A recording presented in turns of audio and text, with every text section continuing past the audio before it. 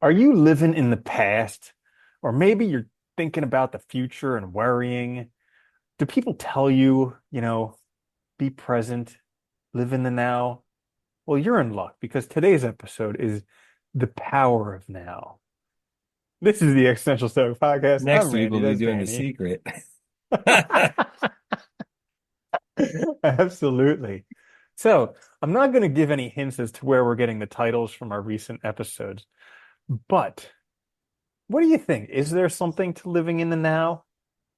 I mean, yeah, I think it's hard, but I think, Oh, yeah, there's definitely definitely. something to it. It's funny because I don't, it's all we have. It's such a weird thing to think about time because it is like all we really have is right now what's going on. Really, the past and the future, they exist in the sense they're connected to it. Like they make the now like present and, perpetuates whatever. But yeah, it's really weird because you can't, I think it's hard for us though to just sit in this moment without thinking about either being heavily influenced by something in the past or thinking about what's to come and then using that to guide us rather than like the present. It's really difficult. Yeah, and our brain is a thinking machine. Like thoughts just happen to us, a lot of them. Most of them we're not actually thinking about. They just It's kind of like happen. surprising sometimes, isn't Yeah. it? But it's also an interesting concept because even if you are thinking about the past or thinking about the future, you're still doing that in the now. It's Yeah. just like you may not be conscious that you're doing that in the now. Well, that's what's interesting too, because I was reading something on they were talking about like memory. They were doing studies on how like and I never really thought of this until like I guess more recently, but how bad our memory really is. And it makes sense, right? Like, if you think back, like think of any good memory you have, if it's been a long time, especially, dude, you definitely changed that memory and made it better and better and better over time, right? It's like each time you go back, it feels even better than it did before. And that's why they say like, experiences are such great presents, right? Because you can kind of go back to it all the time but you are going back to something different. And I think that's also true of like bad experiences that might affect us more readily in the present. Like what we're remembering might not actually have been true. And we're trying to work it out way out of context. Like we're not the same person. The time period's not the same. We don't have direct information anymore. We're relying on what we just, it's interesting. And I remember early on with psychologists, this is probably back in the 90s, I think it happened. I remember there was a big string of like psychologists, like where people were thinking that they had like trauma in the past and they didn't really. But it was just Hmm. like, they got convinced that they did because they were struggling now and were looking for an explanation. And it's an easy explanation, right? Oh, it's not my fault.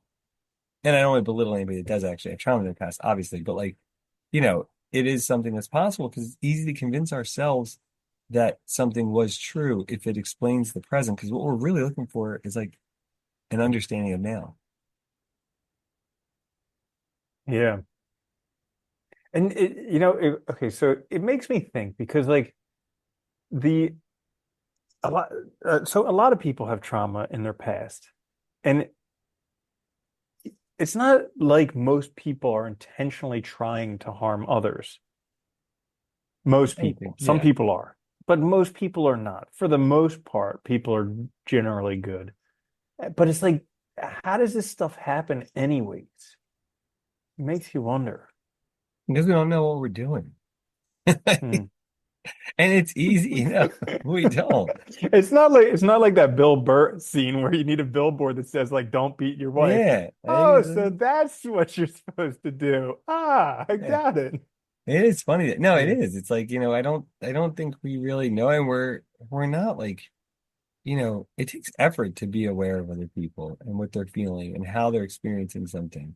And like, Hmm. especially with kids, like, I mean, I could imagine not even knowing how it's going to affect them until later, right? Like, especially something like you might not even realize, that Well, something's going to it, bother and, them. and that's the tricky thing because I don't remember much before I was around like 5 to 7 years old. Like my Yeah. parents asked me, they're like, "Do you remember to go on a Disney World?" I'm like, "Nah, no memory," and that was before memories existed. Yeah. And but like I see parents running around with their children who they're like children are trying to get their attention. The parents just not paying any attention, just on their phone all the time. And I'm like, man, that's a terrible parent. But then I'm thinking to myself, well, kid's not going to remember. Doesn't matter. Yeah, my Unless unless they're sitting on a therapist's couch in like 30 years and being like, my dad never paid attention to me. I was pulling and pulling and pulling, and he just wouldn't look at well, me. that's the thing, right? You don't know. And like Yeah. you don't know how these things are going to come up and if they're going to become like, and I think that's also part of it because it's like we're constantly trying to understand, make ourselves intelligible, right? Make the world make sense. And I think for a lot of people, we talked about this before, but like, there's so much information that it's like harder and harder to make sense of things. It feels like we're in crazy town all the time, you know? And it Mhm. does because we're just bombarded with stuff. And so I think it just makes our job harder and harder. So we're constantly looking for things to explain why do I feel this way? Why are things so out of source? Why is this the case? And any reasonable explanation is reasonable, right? Even though it might have no basis in reality, in some sense, it almost doesn't matter because it's an explanation. And I think that's why living now is so interesting because it's like we so rarely do. Like we're constantly trying to understand the now, but we're very rarely like here. Yeah. I agree with you that we're very rarely here, but I also think that we're like more we're there's nowhere we can be but here.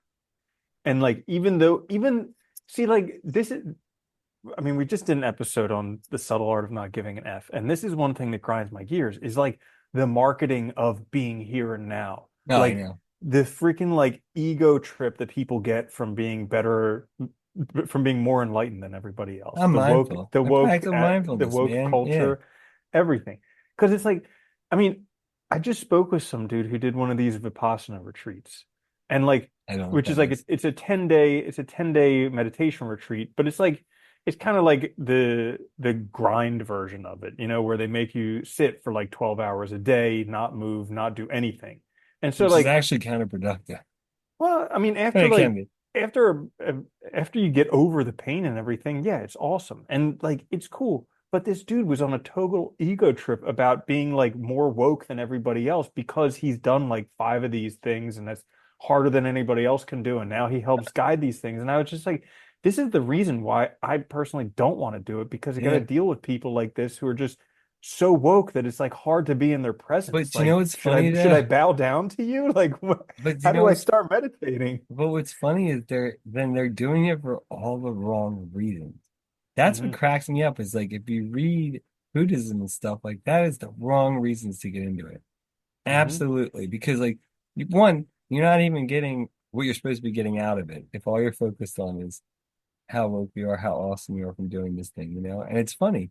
But I think that's also like that's the future coming into play, right? Like he's probably not present. He's thinking about how cool he's gonna when he Yeah, finishes he's this just thing and suffering through it so that he can get through it and tell other people how awesome it is and instead of actually how but I cool he is. and that's it, right? That hits the nail on the head. Instead of actually having the experience and experiencing it, we're focused on what we can tell people afterwards, how we think this will make us look, all these things in the future, that idea of ourselves that we're trying to build. And Mhm. instead of actually, participating and being a part of Realizing it, that the self doesn't exist. yeah, there's nothing. They're just a whole conglomerate of things. It's really interesting. I know I talk about these books way too often recently. It's But okay. like They're on your mind. the books by well, because I just keep listening to them over and over again. Like it was a while ago when I was listening to Naval Ravikant and he was talking about how he'd rather just read the best 100 books over and over again than try and read more. So now whenever I find a book that like really does something, I just listen to it over and over again. And it's crazy because like these books, we think that we have this self, this thing, and a lot of the problems that we have in life, like anxiety and depression, they come because this self that we think we are is not the way that we want it. I told you, And like, yeah, it's like mm, Nietzsche's conception of self as many souls. It's like a mm, community. And they get in conflict. If you don't have yourself, like if you don't have a unity, right? You have internal conflict that causes anxiety, that causes depression, because you have drives that they're being basically fired inside instead of outside. They're being yeah. actualized inside. Yeah. And like he talks about depression, and he says like the two biggest uh misconceptions or cognitive distortions with depression is perfectionism and all or nothing thinking. And like they cause people to lose hope, become hopeless.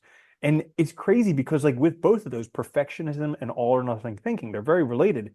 It's like I'm either all this or I'm all that. So if I'm Yeah. not perfect, if I haven't nailed everything 100%, then I'm worthless. I'm a failure. I Yeah. should just kill myself, something like that. And it's just absurd, but And it's everything is great. actually matters of degrees, not, not that. But that's totally, dude, like, when I was depressed, I could totally remember thinking like that, right? Like I'll never have X, Y, or Z, therefore. And it's like it's really flawed thinking, but it's really easy to rationalize it, right? Because it seems at the time in that state very reasonable. Like a very Yeah, clear especially causal, when you're feeling down. yeah. Well, yeah, exactly.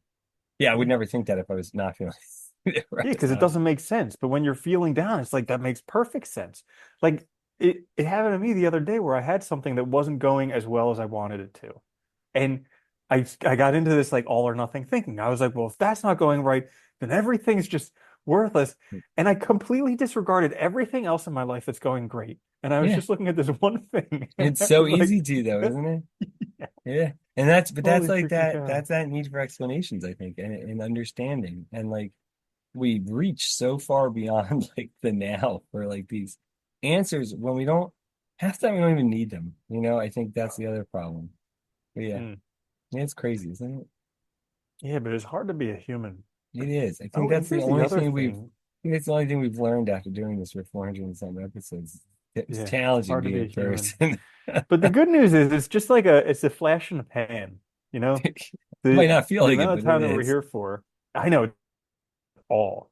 Like sometimes I'm just looking at my watch being like, okay, come on. But yeah, it is just a flash in the pan. And I had that feeling that because like I was like, man, the year went by so fast, but then like the weeks and stuff will like sometimes feel like for like a day feels like forever. I'm like, how is this? I hate time. Time is so confusing. Oh yeah, my God. definitely weird. The one of the biggest reminders for me that, nothing lasts forever is when I listen to Marcus Aurelius. Because every time I listen to it, I'm always like, man, I wish I almost actually I do. I almost wish I was this guy when I'm like, some people idolize Elon Musk or whoever else, but I'm like, man, Marcus Aurelius, like this dude, he had it all. Not only did he have everything, but he also like he had wisdom too. He was But also he's dead. humble. He's He gone. wasn't, he wasn't an asshole. He was pretty Yeah. humble, at least from what we know of him, from what he wrote and everything. And the And he's still journal dead. tells a He's lot. gone. Yeah. It's over. Yeah. Yep. Happens to Gone. everybody. Isn't that Yeah. funny? Hmm. Well, I think about that a lot. Remember how much people used to talk about jobs, like, and now he's done and Yeah. move on True. very fast. Yeah. Yeah, happens. Uh-huh. Yeah. Just Now life. they say there are no jobs. Nope, none. Ba-dum-bum. That's why I think that's also a good reason to live in the now, though, right? Is that like there is reason to try and be present because this is all you have. And if you're constantly focused on, yeah, And it's not even like you have it. It's just like you're borrowing it. yeah, and it's also like not like you have a choice of when it happens, where it happens. It just happens. Hmm. Yeah, that's the crazy stuff. You can't prepare for any of it. What a world, huh? Hey, it is random, isn't it? It's weird.